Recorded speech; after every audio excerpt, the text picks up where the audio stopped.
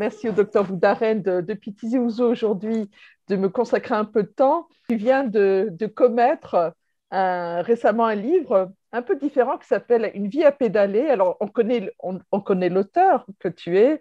Tu t'étais plutôt exprimé sur les questions politiques, les questions de ton pays et puis les questions professionnelles autour de la psychiatrie que tu exerces depuis une quarantaine d'années. Je ne vais pas te vieillir, mais c'est à peu Ah, près ça. c'est bien ça, oui. Mais une vie à pédaler, je me disais, entre tout à fait dans le sujet que je vais aborder. Comment tu as écrit d'ailleurs ce livre qui était là pour le coup vraiment personnel? Dans quel contexte tu l'as écrit? Et est-ce qu'il y avait, on a l'impression qu'il y avait un besoin plus que vital de laisser les choses par écrit. Tu fais bien de me poser la question parce qu'en réalité, ce livre était un peu dans ma tête depuis plusieurs années. Mm. Mais je ne savais pas très bien quel contour il fallait lui donner, comment le faire. Alors, faire un bouquin autobiographique, je me suis dit, mon autobiographie n'a pas vraiment beaucoup d'intérêt. Ça intéresserait éventuellement mes enfants, mes proches, mais sans plus. Oui. Alors, faire écrire, faire cette écriture un peu sous forme de mémoire, un peu comme mes mémoires, je me dis quand même, pour écrire ces mémoires, il faut être de l'envergure de Winston Churchill ou de Charles de Gaulle pour pouvoir écrire ces mémoires. Tu n'en es pas loin, tu t'en rapproches. Voilà, on peut pas faire d'une petite vie un destin, comme on dit. Comme je ne sais plus qui c'est qui a dit ça, je crois que c'est Sarkozy qui a dit ça. Sans doute. Je me suis dit, alors comment je vais faire? Alors j'ai réfléchi, mais cette histoire était un peu dans l'air du temps, puisque mes enfants, depuis qu'ils sont jeunes, d'ailleurs c'est eux qui ont fait la préface du livre, hein, c'est mes enfants. Oui, oui, j'allais y venir. Ouais, ouais. Ils ont Ça faisait participé. Ouais. longtemps qu'ils me disaient, papa, fais-nous quelque chose, écris quelque chose, parce que je leur raconte toujours des anecdotes quand on dîne le soir. Depuis leur jeune âge, je leur parle un peu de mon enfance, comment j'ai grandi, un peu pour les pétrir, un peu pour qu'ils sachent d'où ils viennent, comment leurs parents ont grandi, quelle était la vie de leurs arrière-grands-parents, Ouais. etc. Quelle était la vie en Kabylie, en Algérie, surtout en Kabylie, puisque c'est le terroir, hein, c'est vraiment chez nous. Et quelle était la vie qu'enfant j'avais à Tagmoutazouz, mon village natal, là-haut dans la montagne, etc.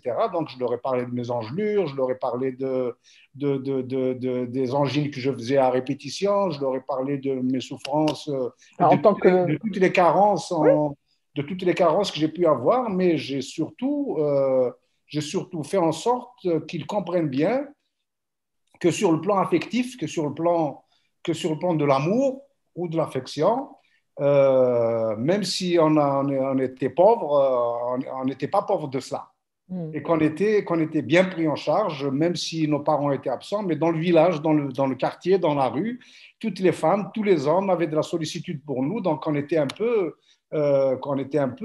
le village s'occupait un peu de l'éducation et de la croissance des enfants. De Ouais, ce point de vue-là, on était relativement bien gâtés, quoi. oui. Voilà, donc c'est un peu ça que je voulais faire. Je me suis dit, quand même, ça vaut le coup, c'est utile de rendre hommage à la communauté à laquelle j'ai appartenu, dans laquelle j'ai grandi, mon village, et tous les gens qui m'ont manifesté de l'affection, qui m'ont entouré, qui m'ont protégé d'une certaine façon. Et je pense que c'est ça qui m'a mu, qui Mm. m'a amené vraiment à me dire, allez hop, il faut que je le fasse. Oui, Et parce que pour après, un psychiatre, en plus, se livrer un petit peu comme ça à livre ouvert, ça peut être... ce côté-là ne m'a pas du tout interpellé parce que déjà dans ma nature, je ne suis pas avare de mes sentiments. J'ai beaucoup Oui, d'humanité, je m'exprime facilement, je manifeste de l'affection sans retenue. Je ne fais pas dans la fausse modestie, mais c'est vrai que le fait que je sois psychiatre m'a permis de donner du sens un peu à tout ça, de mettre les bons mots pour exprimer les choses. Et encore de ce point de vue-là, je remercie les malades parce que c'est eux qui m'ont appris à grandir comme ça, à mûrir, ils m'ont appris plein de choses. En 40 ans de pratique psychiatrique, on apprend avec les malades et on apprend surtout à comprendre ce qu'est la souffrance. Et je pense que cela m'a aidé effectivement à mettre de l'ordre dans ma tête, à concevoir un peu les choses et à pouvoir les mettre sur le papier sans fausse retenue, sans fausse pudeur. Voilà, Oui, oui, c'est ce qu'on apprécie à la lecture de ton livre. Et là, je reconnais et peut-être le médecin ou l'homme que je connais un petit peu, c'est toujours, tu pèses les mots, tu fais toujours, il y a toujours une opinion et un avis et un contre-avis. Tu es jamais dans l'excès et tu te dis toi-même d'ailleurs, pas têtu, mais plutôt obstiné. Donc, quelqu'un qui sait où il va, mais qui est toujours de nature posée et réfléchie. Et ce que tu évoques de ton village, en fait, beaucoup de gens de ta génération, puisque tu es né un petit peu avant le déclenchement de la guerre d'indépendance, beaucoup de gens de ta génération vont se retrouver, parce qu'on parle de Tegmounda Azouz, on pourrait parler de Fort National Oui, ou de absolument. d'autres villages, parce que ce schéma, cette histoire que tu racontes, combien nombreux l'ont vécu, avec effectivement l'absent, entre autres, le papa, l'éternel absent, dont on te fait croire pendant un moment, effectivement, qu'il est en France. Ce manque m'a toujours, d'une certaine façon, poursuivi, et ça jusqu'à aujourd'hui, hein. Quand on n'a pas connu son père, enfin, on est orphelin à tout âge. Je ne sais pas Mm, qui c'est qui a dit ça, mais mm, mm, je crois on est orphelin à tout âge, et je pense que ce manque-là a été relativement compensé. C'est-à-dire, c'était pas c'était pas une amputation psychique. J'avais pas cette amputation psychique du fait que mon père m'a manqué, parce que d'abord, il était présent dans l'inconscient collectif autour de moi, dans ma famille.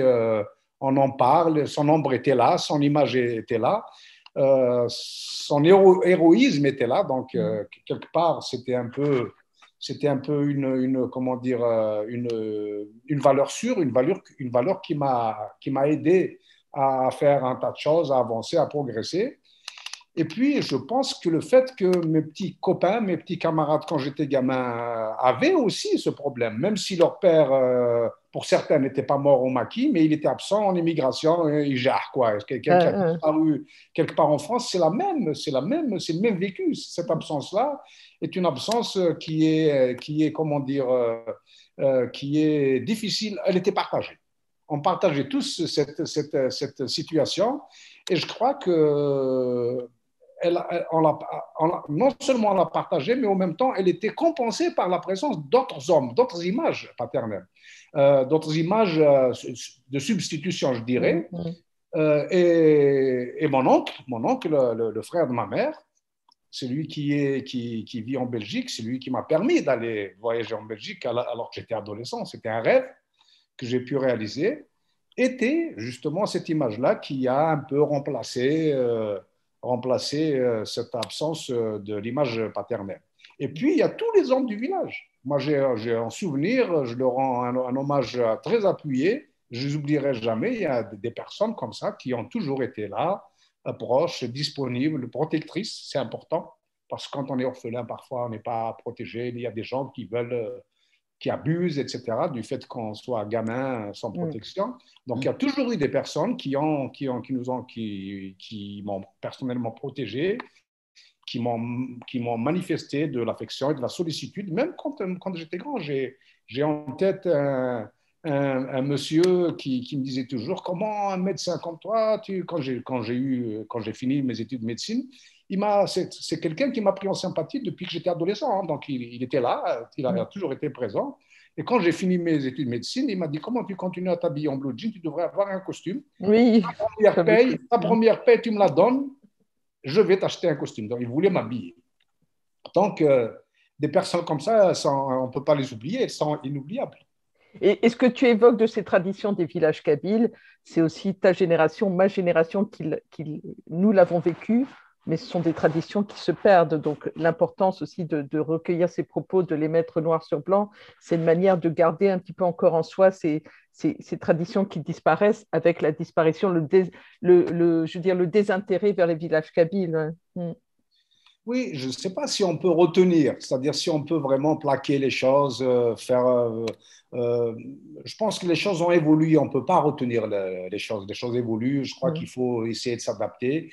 Il faut essayer de ne pas se perdre en cours de route, il ne faut pas perdre son âme.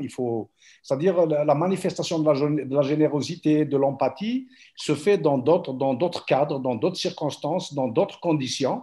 Mais l'essentiel, c'est que cette générosité, cette bonté qu'on peut avoir, cette générosité qu'on rend disponible pour l'autre, il faut qu'elle soit toujours présente. Mm. Et je pense que même aujourd'hui,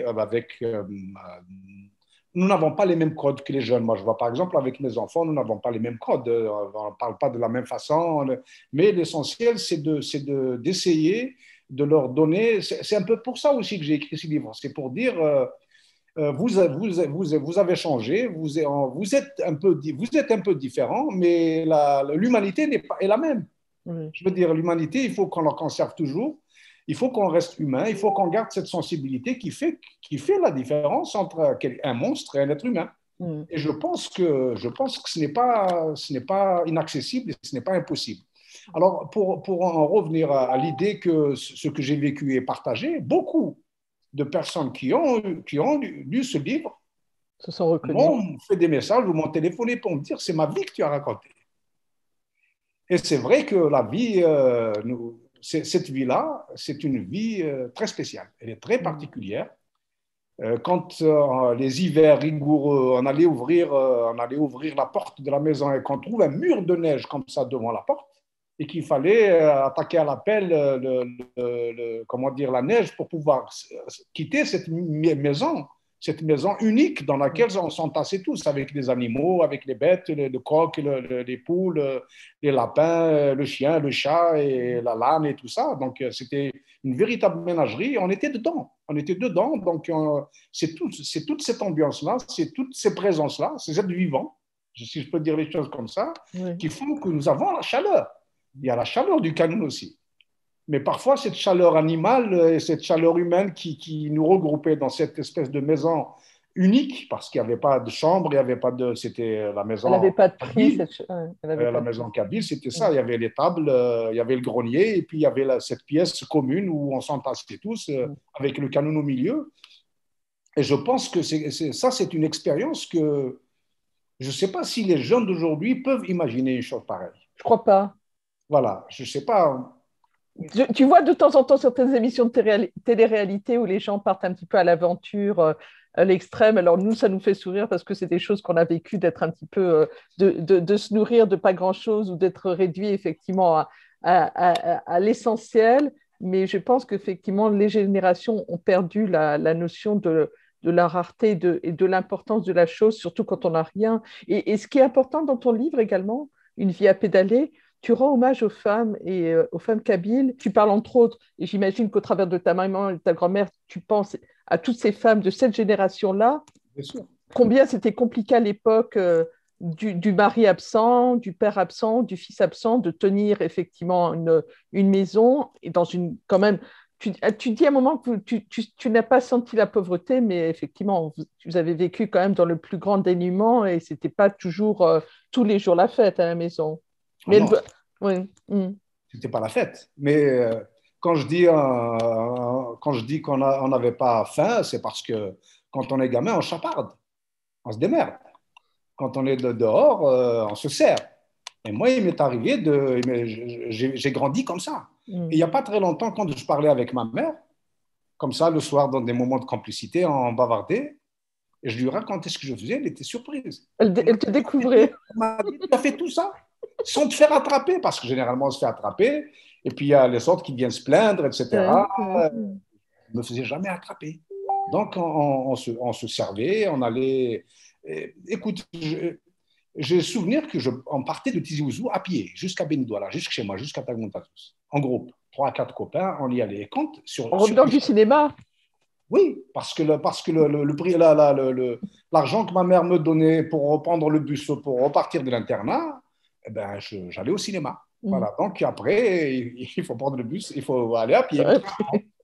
Et sur le chemin, on se servait. Les navets, les carottes, les petits pois, les fèves. On ne dévastait rien du tout. On prenait ce qu'on voulait manger pour ne pas avoir faim et c'est tout. Et d'ailleurs, quelquefois, j'ai souvenir quand on se faisait attraper quelquefois par les gens, ils nous connaissent.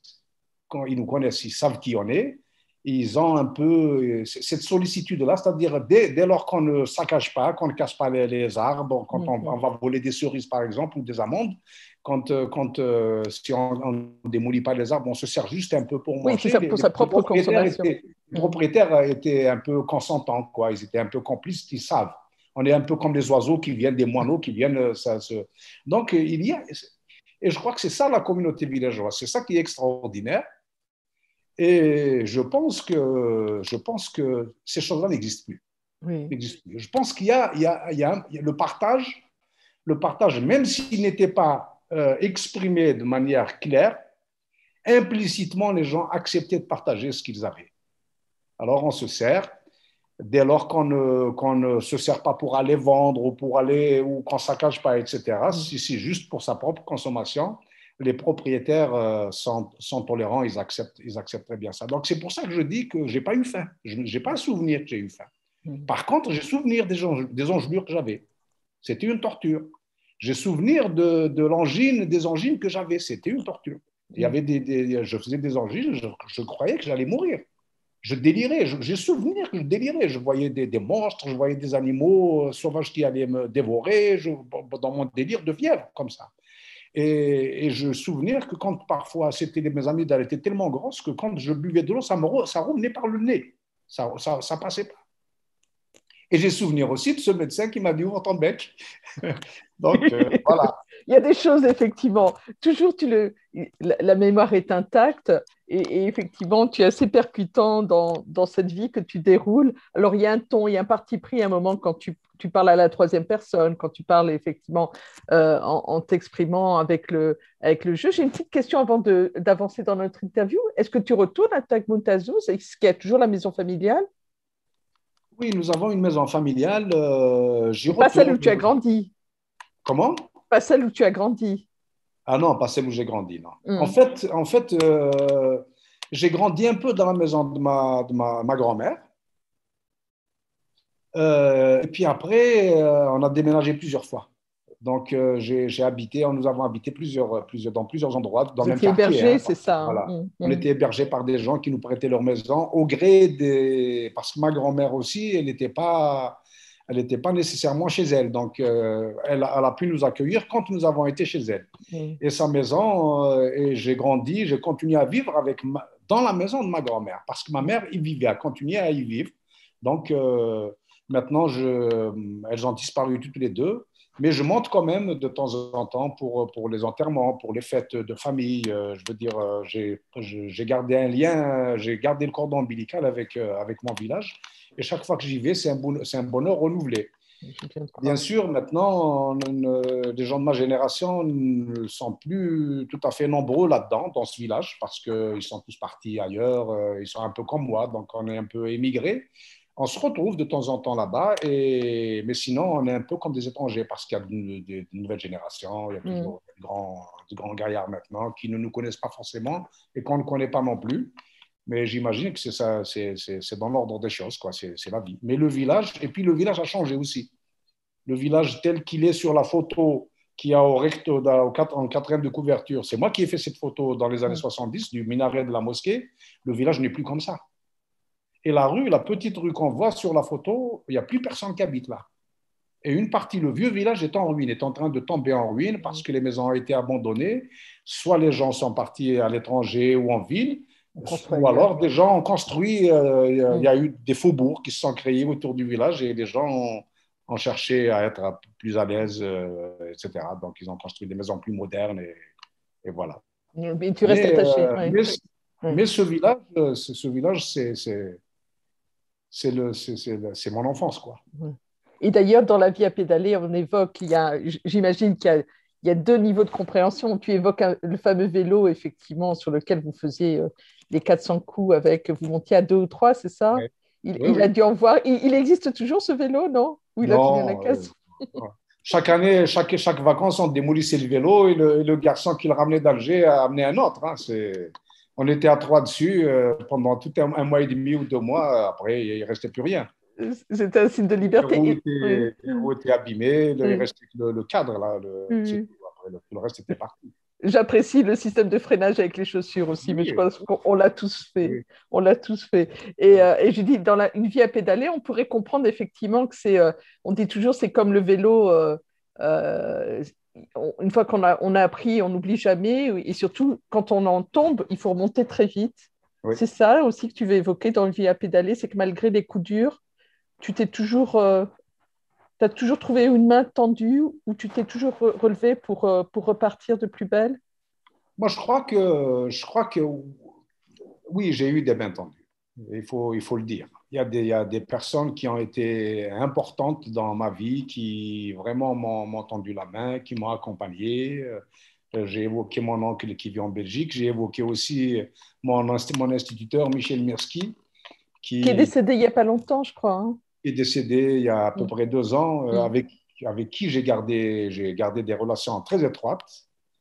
Euh, c'est des personnes qui, chacun à sa façon, m'a apporté mon oncle, comme mon parent, l'autre comme un instituteur, mais comme un grand frère aussi, qui m'a toujours, qui m'a donné des livres, qui m'a donné, j'ai jamais manqué de livres, de stylos. Quand j'étais à l'internat au lycée, de la sixième jusqu'en terminale, j'ai toujours eu les bouquins qu'il fallait avoir, il me les a achetés, etc. Donc, il a toujours été là.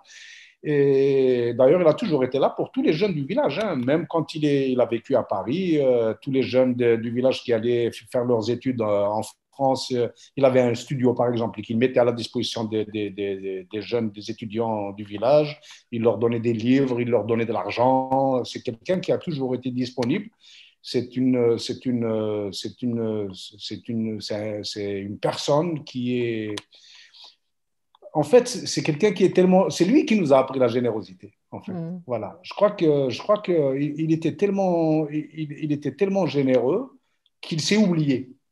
Et quand il a quitté Tagmontazouz, ça a été quelque chose de très triste pour les villageois. Et tout le monde l'adorait, ce type, parce qu'il a toujours été là. C'est lui qui nous a appris l'imprimerie, c'est lui qui m'a appris Tintin au Congo, le racisme, c'est lui qui m'a appris l'or noir, le pétrole. C'est lui, il nous a acheté un groupe électrogène pour pouvoir étudier à la Mm. lumière parce qu'il n'y avait pas de lumière, d'électricité dans le village. Il nous a fait faire des excursions, il nous a aidé à créer un journal de la classe et un journal, donc on imprimait un journal avec un rédacteur en chef, Ah chacun oui. de sa petite. Donc vraiment, il nous a pétri, il nous a appris à être ce qu'on est, quoi. C'est extraordinaire. Et il nous avait, comme on n'avait pas de coiffeur, on avait toujours des cheveux, les poux, etc. Il a décidé dans la classe de donner à chacun une petite activité. On avait un coiffeur, un élève qui était coiffeur, qui nous coupait les cheveux en classe, etc. Donc C'était vraiment, bien fait ou pas? comment? C'était bien coupé ou pas? C'était pas les Oui, sortes. oui, il a appris. Et puis, on n'était pas très regardant Regarde.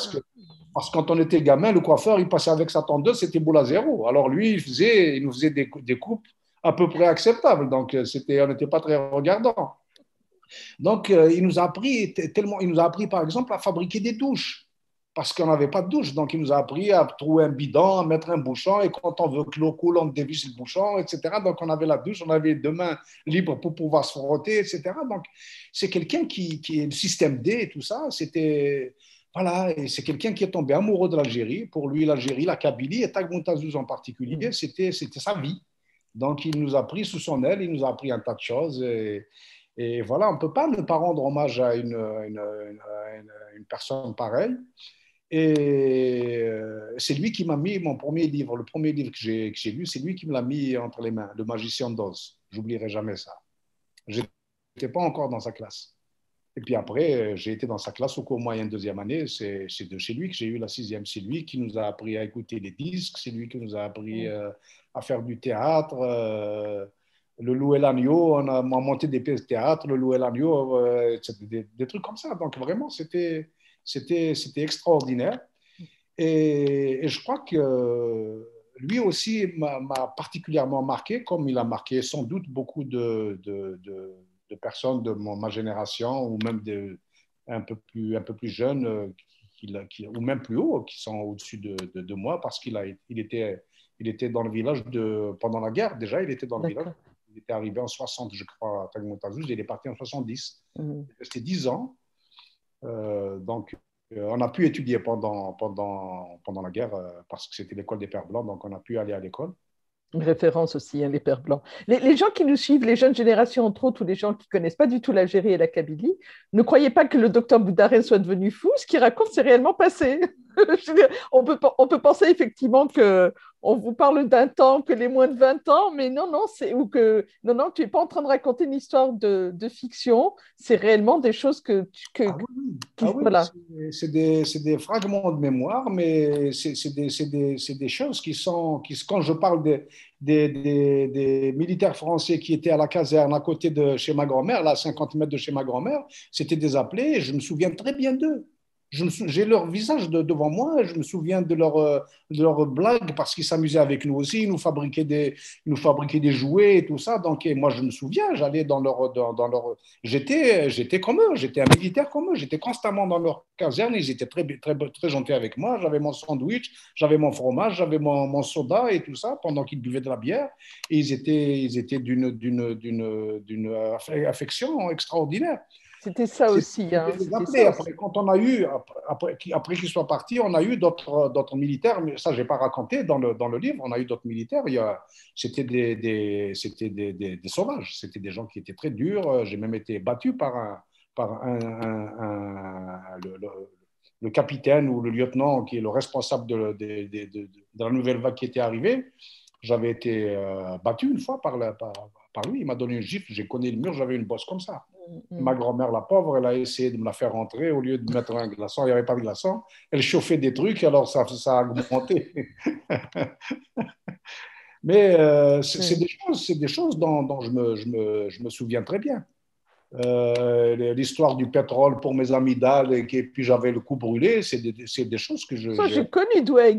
Enfin, moi, j'ai pas eu droit, mais effectivement, dans les recettes de grand-mère, j'en ai entendu parler, Eh celle-ci oui, et tant d'autres qui nous ont pas, même si elles nous ont pas fait de bien, nous ont pas fait de mal, puisqu'on est toujours là. Dans ce que tu racontes aussi, tu dis, tu évoques le fait que, gamin, vous faisiez à l'école un, un journal. On te connaît dans ce livre, en tout cas, on te découvre sur certains points. On connaît effectivement l'humaniste, le médecin, la personne d'écoute, mais on découvre par moments, effectivement, tu t'es mis aucune réserve. On découvre le jeune homme qui découvre, enfin, on voit le jeune homme qui découvre les premiers émois amoureux, oui. qui raconte. Et ça, comment ce livre est reçu en Algérie, par exemple? Il y a pas, il y a... Et, en fait, C'est la vie. moi, j'ai toujours été un peu difficile de ce point de vue-là, parce que d'ailleurs, ma mère, elle se disait toujours, oh là là, mon fils, parce que je lui ramenais souvent des filles à la maison, même quand j'étais jeune, Pas que des j'avais 20 blondes. ans, 19 ans, 18 ans, je ramenais mes copines à la maison. Elle disait toujours, est-ce que c'est la bonne, Et puis elle avait honte, parce que les gens du village, ils se disent, ce garçon, j'ai toujours été un peu comme ça, mais je pense que j'ai bénéficié de la sollicitude de ma mère et de ma grand-mère. Parce que malgré il y avait un peu de désapprobation, mais quand même, ça ne les dérangeait pas tant que ça finalement. Et je pense que les gens dans le village aussi, il y avait un peu cette espèce de disposition d'esprit qui fait qu'on est tolérant. Et on a grandi, garçon et fille, on a grandi ensemble. Et j'ai parlé un peu du car de M. Aouabed, le bus de M. Aouabed, et je crois qu'il a été un peu je ne sais pas si je peux utiliser le terme de réceptacle, mais il a été un peu l'endroit où garçon et fille, on se retrouvait quand on venait à l'internat. Quand on venait à l'internat, le bus, il ramenait les garçons et les filles en même temps. Et alors, c'est là qu'on pouvait draguer un peu, c'est là qu'on pouvait échanger des clins d'œil, des sourires, c'est là que nos cœurs ont commencé à battre un peu, etc. Et puis, donc, l'adolescence s'est passée comme ça, de 14 ans, de 12, 13, 14 ans, jusqu'à l'âge de 17 ans, 18 ans, quand on est parti à l'université. Ça a été comme ça. Donc, les filles et les garçons, on se retrouvait, on discutait, on échangeait, on était amoureux, même si c'était Parfois, on échangeait une caresse, un toucher, on s'embrassait quelquefois. On était hardis. Aïe, aïe, Eh oui, ça se oui. faisait. D'ailleurs, je peux te Mhm. raconter, si tu veux, une anecdote à ce sujet. Je t'ai parlé du monsieur qui voulait m'acheter un costume. Il m'a vu Oui. grandir, etc., de l'adolescence qui m'a suivi et ben, une fois, il m'a surpris avec une jeune fille dans le village, dans un coin. C'était en été. Tout le monde vers 1 heure, 2 heures de l'après-midi. Ouais, la Tout le sieste. monde faisait la sieste, donc il y avait pas, les rues étaient désertes. Sauf toi. C'est là que les jeunes se retrouvaient. On se retrouve comme ça. Donc, on s'est retrouvés dans un coin, tous les deux, et lui, il passait. Il nous a surpris. Et pendant je crois, 3 ou 4 semaines, je l'évitais. Et puis un jour, il s'est caché. J'arrive, il me surprend. Alors, il me dit, je t'ai vu et tout ça, t'inquiète pas, c'est normal, la jeunesse, etc. Donc, il y avait un peu Mhm. cette complicité aussi Et puis, on a grandi comme ça. Et dans mon village, c'était comme ça, effectivement. Donc, dans mon village, j'ai des villages à côté. Hein. Donc, on a grandi dans cet état d'esprit. Et je pense que ça a été très bien parce que ça, aujourd'hui, la relation du garçon à la fille, c'est une relation saine, c'est une relation d'égalité, c'est une Mhm. relation de respect. Donc, voilà, aujourd'hui, c'est une valeur que j'ai définitivement intégrée. La femme, pour moi, c'est mon égal. Il y a aucun doute. Je veux dire, c'est mon égal. Voilà, c'est tout ce que je peux dire. Mhm. On ne peut pas dire Mhm. mieux que ça. Mhm. Donc, et ça, je pense que je l'ai pris un peu du fait que ma grand-mère et ma mère ont été des images fortes qui se sont imposées à moi. Donc, je ne peux pas ne pas avoir du respect, un profond respect pour elles. Et puis, il y a aussi cette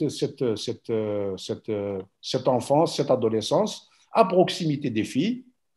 Et on jouait ensemble, on avait des jeux communs, etc. Donc, c'est naturel, quoi. Même si, à l'école, on avait une école de sœurs blanches et une école de pères blancs. On se retrouvait pas forcément sur les bancs de l'école, mais il y avait une proximité. Quand il y avait des fêtes là et là, on se retrouvait. Et aujourd'hui, dans mon village, l'été, il y a des fêtes qui s'organisent pour tout le village. Donc, jeunes filles et jeunes gens organisent ensemble les fêtes, etc. Donc, il y a pas y a pas de problème de ce point de vue-là. Mm.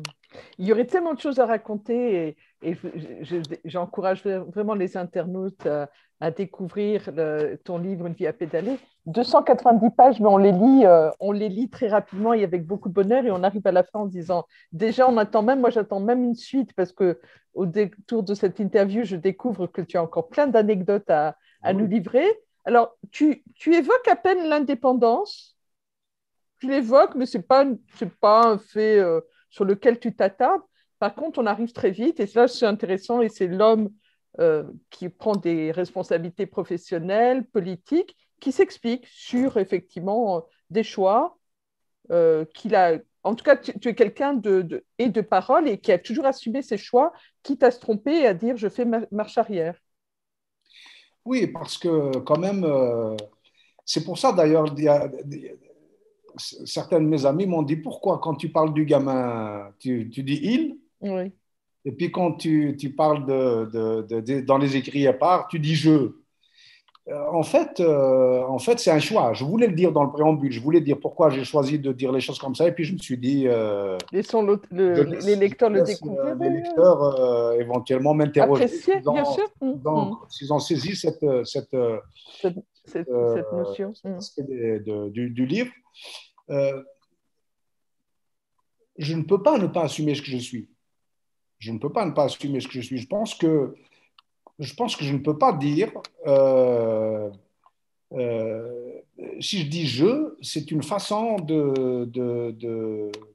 d'assumer mon regard sur la vie. C'est mon regard sur la vie, c'est le mien. C'est pas celui de quelqu'un d'autre, c'est mon regard. Alors, je peux me tromper, bien sûr. Je peux être à côté. Je peux ne pas, je peux ne pas, comment dire, susciter l'adhésion à mes idées de mes amis, même de mes propres amis. Tu le comprends, tu Oui, voilà, l'acceptes. Voilà. voilà. C'est aussi ça qui fait la différence. Et c'est aussi ça. Je veux dire, c'est moi. Et c'est le petit garçon que je regardais de l'extérieur parce que c'est ça que je voulais. Je voulais regarder ce garçon en disant il, je le regardais évoluer, Mm, mm. je le regardais grandir et je le regardais d'une certaine façon entrer progressivement dans moi. C'est-à-dire, ou moi rentrer dans lui. C'est-à-dire, il y a un moment où il y a une espèce De fusion. de, comment dire, je ne sais pas si je peux dire, j'ai j'ai un peu Oui. comme si cet enfant était, je l'incorporais, Mm, mm. je lui donnais mon enveloppe pour devenir ce que je suis aujourd'hui. Donc, donc c'est pas une mutation vraiment, c'est juste que, on va dire, c'est juste une progression, un peu comme si c'était une progression, et avec tout ce que ça peut avoir comme faille, comme faillite, parce Mm. on peut, par certains aspects, faillir. Et je vais te donner comment dire, un exemple pour bien faire comprendre ça. C'est un exemple très matériel. Hein. J'ai grandi sans maison, j'ai grandi dans les déménagements, j'ai perdu un tas de choses dans ces déménagements. J'avais des livres, j'avais du courrier, Bienvenue j'avais au club. j'avais des appareils photo. J'ai été gâté parce que j'ai eu des appareils photo j'ai eu une quinzaine d'appareils photo. J'aurais bien voulu les garder et les collectionner. J'avais plein de bouquins, des collections de Zola, des collections de Cronin, tout ça parce que j'avais pas de chez moi. Quand on déménageait, il fallait prendre le minimum, l'essentiel, la literie, les Mm. casseroles que ma mère avait, puis c'est tout. Bayekene. On ne Mm. pouvait pas prendre les bouquins. Donc, j'ai perdu un tas de choses en cours de route. Et je pense que ça, c'est un peu c'est une amputation. Même si après, on fait son deuil, hein, mais quand même. Et alors, quand je suis devenu médecin, mon premier objectif, c'était d'avoir un chez moi. Et j'étais étudiant en psychiatrie chez le professeur Bouspizier à la clinique des Oliviers. J'avais un studio là-bas, mais je n'étais pas chez moi, j'étais en pique-nique, j'étais en camping. Et quand je suis devenu assistant, je me suis dit non, je ne peux pas continuer à vivre en pique-nique, je veux avoir un chez moi. Et donc, c'était un objectif qui était pour moi, c'était une façon de m'accomplir. Si je n'avais pas eu un chez moi, aujourd'hui, j'ai un chez moi. J'ai une maison, c'est pas un château, c'est une petite maison modeste, mais c'est chez moi. Et je collectionne un tas de choses chez moi. Maintenant, et ça, je crois que c'était ma façon à moi d'entrer dans cette enveloppe-là, Mm. dans cette enveloppe d'adulte. Et je crois que si je n'avais pas pu le faire, ça aurait été une mutilation psychologique. Voilà, j'ai pu le réaliser. Ça a été bien. Et je pense que ça m'a permis de me sentir, j'ai un sentiment d'accomplissement. Je me suis accompli d'une certaine façon comme ça. Mm. C'est pas vraiment le matériel, hein, c'est la symbolique, c'est le Mm. symbole. C'est le symbole. C'est pas le symbole de la réussite. C'est Surtout juste quand tu le regardes, symbole. voilà, ouais, le chemin parcouru de là où tu viens, c'est vrai que Voilà, voilà. c'est pas gagné. C'est même pas une vengeance sur le destin, sur la vie. C'est même pas ça. C'est juste ce désir, ce besoin de rentrer chez soi et de se dire je suis chez moi. Voilà. Et je pense que c'est ça, cette enveloppe dans laquelle on rentre et qui fait que nous avons un sentiment, le sentiment d'être soi-même. Mm. Voilà. Tu repenses souvent au petit Mahmoud? Oui, bien sûr. Bien sûr. Et quand j'y pense, je me dis quand même, j'étais difficile. Parce que Comme... Mm. j'étais très turbulent. J'avais envie de croquer la vie dans tous les sens. J'étais rebelle. Je n'acceptais aucune autorité. La seule autorité que j'acceptais, c'est celle de ma mère et de ma grand-mère.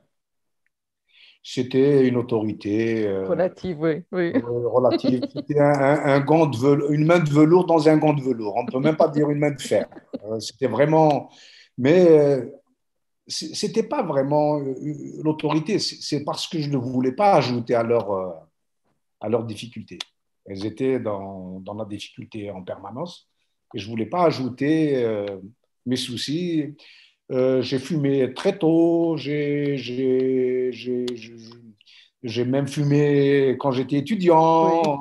Il n'y a pas grand-chose que tu n'aies pas essayé sans rentrer dans le Oui, détail. voilà, j'ai tout essayé, mais toujours avec modération et j'avais un objectif. J'avais un objectif, c'était devenir. J'avais besoin de devenir et je crois que ce devenir-là, il n'y avait rien de concret, hein. Mm. C'était une ombre. C'est-à-dire, il n'y avait pas d'avenir dessiné, clair, etc. D'ailleurs, je voulais être vétérinaire au début, je ne voulais pas être médecin.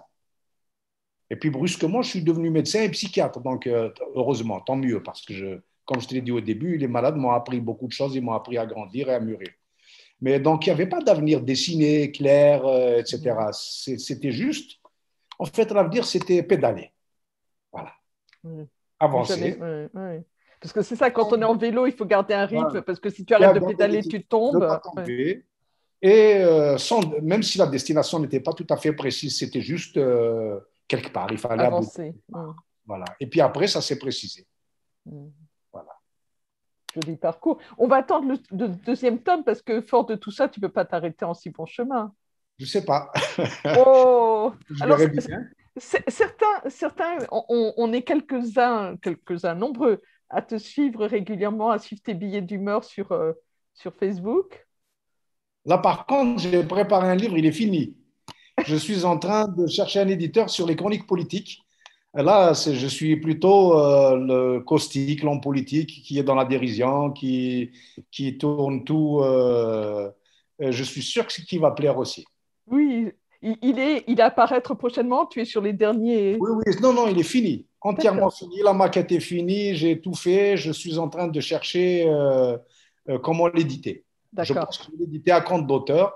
Je suis en train de. J'ai trouvé un imprimeur, mais je veux avoir les garanties que je vais avoir un livre d'une aussi bonne qualité que le livre qu'une vie à pédaler. Oui. Une vie à pédaler est parue chez quel éditeur? Pour l'instant, il est paru juste en Algérie, hein. Alors, il est paru chez un éditeur qui fait le bouquin psychologique. Créapsy, c'est comme ça que s'appelle la maison d'édition. Créapsy, c'est un psychologue, psychanalyste qui est un bon copain à moi, qui a bien accepté de m'éditer. Voilà, donc Il aura eu raison. Oui. on a convenu que comme il me l'édite gentiment, je vais dire gracieusement, donc on a convenu que le prix sera un prix démocratique. Mhm. Donc on a mis un prix démocratique ensemble. Et voilà, donc l'édition est presque épuisée. La première édition est presque épuisée. Ça ne Donc, me surprend pas. je suis en train de. Comment? Ça ne me surprend pas. Oui, oui, oui. Il est très. En plus, je l'ai vendu uniquement dans la région. Je n'ai pas été ailleurs, hein. Pour l'instant, c'est parce que c'est moi qui le distribue. C'est moi qui le distribue. Il n'y a pas de distributeur. Ouais, malheureusement. Mhm. Voilà. Donc, et là, il est mis, il est en version numérique en France. Il est vendu par Amazon, Ah, très, très bien. Google. Il est chez Libri Nova, mais il est D'accord. vendu sur un tas de plateformes. Et là, je suis en train de préparer la version en papier, le format papier à vendre aussi, à avoir sur commande sur Amazon, sur un tas de plateformes. Voilà. Ta retraite, la transition vers la retraite se passe plutôt bien finalement. Oui, moi, je vais te raconter. Hier matin, je ne voulais pas aller au travail. J'ai dit, Tiens oh là, donc, j'en ai marre. il y a des Il y a matins des comme jours ça. comme ça, hein. Il y a des jours comme ça où le matin, j'ai pas envie d'aller au travail parce que bon, on n'est pas Oui. disponible. Ma femme, elle m'a dit quand même, tu es encore jeune, qu'est-ce que tu vas rester à la maison? En fait, elle m'a poussé à aller au travail. Elle veut rester à la Elle te maison. voulait pas dans ses pattes, c'est Tant ça? qu'elle est dans cet état d'esprit, je suis obligé d'aller au travail le matin. Mais je travaille que les matinées et je pense que c'est bien de me rendre utile. J'ai besoin de me rendre utile. Et il y a encore des malades qui ont besoin de psychiatres et certains ont besoin particulièrement de moi. Donc, je travaille que les matinées. L'après-midi, je m'occupe de ma personne. Donc, je m'occupe d'écrire, je m'occupe de faire un peu d'exercice, je m'occupe. Voilà. Donc, non, la retraite, c'est dans longtemps encore, hein. C'est pas encore à l'ordre du jour. Mais en tout cas, il faut la préparer comme tu l'évoquais. Dans tes occupations, effectivement, on voit de temps en temps, pour ceux qui te suivent, un magnifique jardin et un être humain qui s'appelle Prune, que Oui, tu évoques souvent. oui. Alors, on a toujours eu des chiens dans la maison, hein. Et les chiens, nous, les animaux, on aime bien les animaux, et particulièrement les chiens, parce que je crois on peut communiquer avec eux, Mm. on peut se dire des choses. Et alors, j'en parle beaucoup parce qu'elle est particulière. Elle est constamment en train de chercher l'affection, elle est constamment en train de demander, elle veut qu'on s'occupe d'elle en permanence. Et en plus, elle s'occupe de ma santé puisque le week-end, elle me fait courir. Donc, le week-end, je sors avec elle, je l'attache et elle me tire comme un chien de traîneau. Donc, elle me fait faire de l'exercice et je fais le tour de la ville avec. Et quand je reviens, je suis vraiment très heureux. Elle est heureuse aussi parce elle sait qu'elle m'a fait du bien. Mm. Donc, elle s'occupe un peu de ma santé. Et voilà. Et en retour, je, je, je l'aime bien. Donc, je la gâte aussi. Voilà. Et nous la Oui, gâtons tous. On aime tous dans la maison. C'est c'est une la petite chienne. dernière.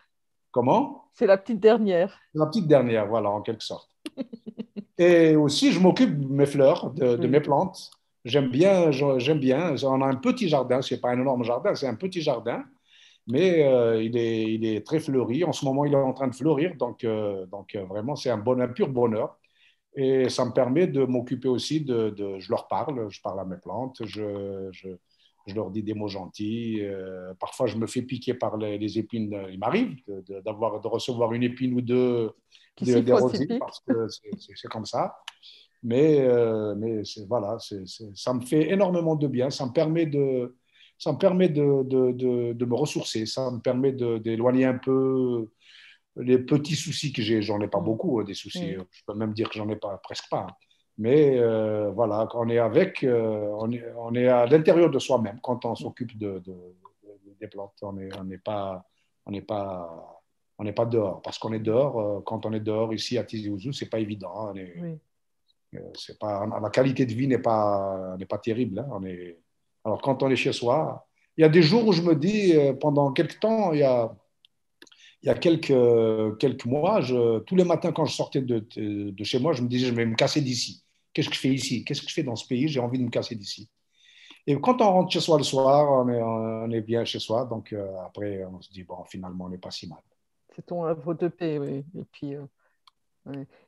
Vraiment, j'encourage hein, les personnes qui verront cet entretien à découvrir. Alors, pour l'instant, en France, ben si, de pouvoir découvrir effectivement une vie à pédaler en attendant ton prochain ouvrage. Moi, j'ai découvert beaucoup de phases de ta personnalité qui te rendent encore plus sympathique et qui démystifient un petit peu le rôle de psychiatre, mais parce que tu es comme ça. Je pense que les gens qui te connaissent un petit peu euh, te connaissent accessible, limite déconneur, qui ne se prend pas toujours au sérieux, mais qui reste effectivement. En fait, on a l'impression que le petit garçon, effectivement, de Tagmoun Tazouz est toujours là quelque part et qu'il a grandi, certes, mais ce qu'il a au fond de lui est toujours là. Oui, bien sûr. Je crois qu'on est toujours un peu enfant, hein.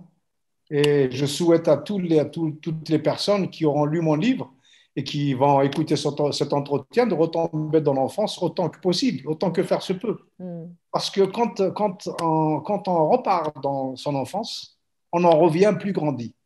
On en revient plus mûr, on en revient on relativise un peu les choses. Parce que souvent, quand on est dans la difficulté, quand on est dans les problèmes, on est réduit. Notre champ de notre conscience se réduit. Et alors, on dramatise, on s'angoisse, on a des frayeurs, on a peur.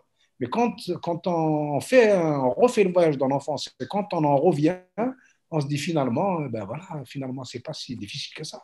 On a grandi, malgré tout ce qui s'est passé, etc., on est ce qu'on est et on s'est accompli, on a fait on a fait un grand voyage.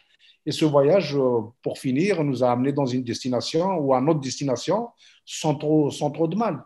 Je pense que c'est comme ça qu'il faut regarder les choses. Il faut les regarder avec, avec un peu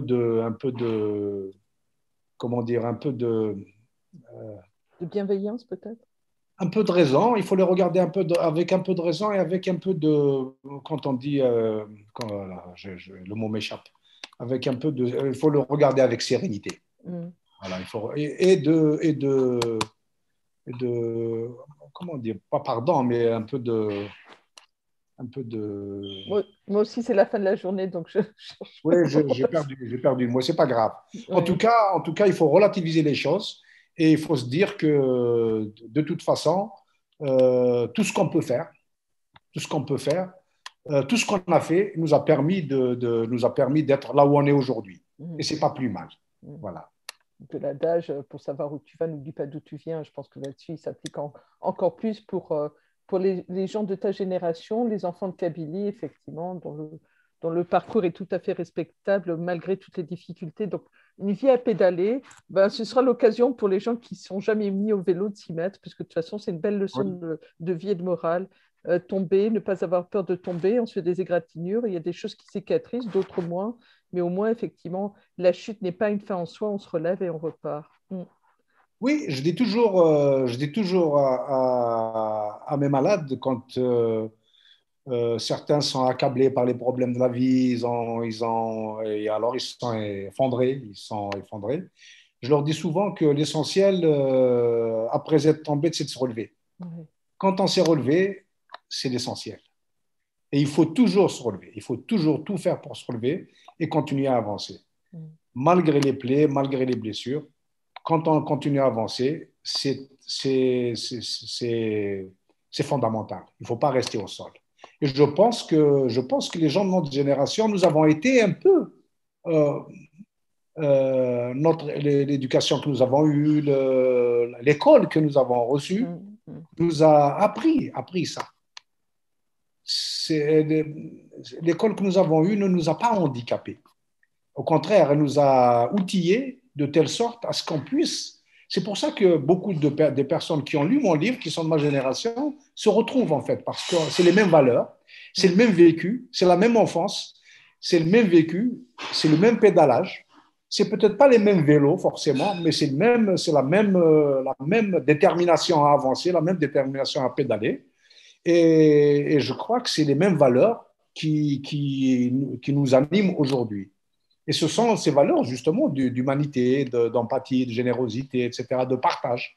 Mm. Et ce livre, ce livre, Une vie à pédaler, je le voulais justement comme ça. Je le voulais comme un partage. Je voulais partager ce que je suis avec l'idée que beaucoup de gens s'y retrouveront. Mission accomplie. Dernier mot, si tu veux bien, c'est, tu dis, quand on fait du vélo, effectivement, le principe pour pas tomber, c'est de regarder toujours devant soi.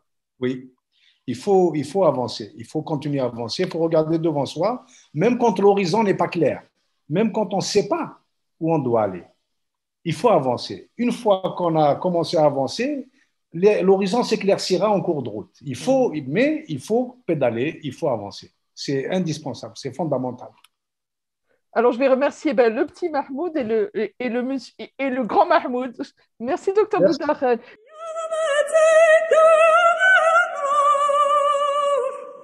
Redemption.